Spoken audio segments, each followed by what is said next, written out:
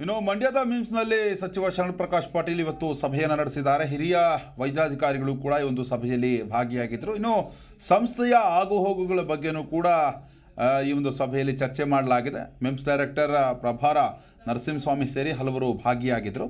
ಹಾಗೆಯೇ ಮಿಮ್ಸ್ ಅಧಿಕಾರಿಗಳೊಂದಿಗೆ ಪ್ರಗತಿ ಪರಿಶೀಲನಾ ಮೀಟಿಂಗನ್ನು ಕೂಡ ವೈದ್ಯಕೀಯ ಶಿಕ್ಷಣ ಸಚಿವ ಶರಣ್ ಪ್ರಕಾಶ್ ಪಾಟೀಲ್ ನಡೆಸಿದ್ದಾರೆ. ಇನ್ನು ಮಂಡ್ಯ ಮೆಡಿಕಲ್ ಕಾಲೇಜು ಸಭಾಂಗಣದಲ್ಲಿ ಸಭೆ ಕೂಡ ನಡೆದಿದೆ.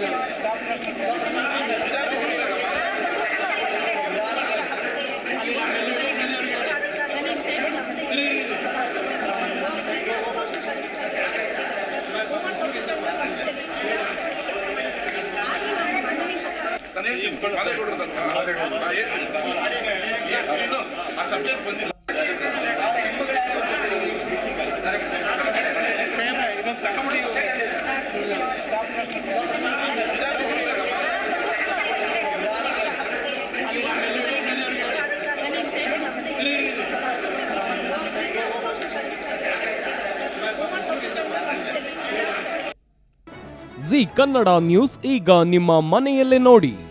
ಎಲ್ಲ ಕೇಬಲ್ಗಳಲ್ಲಿ ಈಗ ಲಭ್ಯ.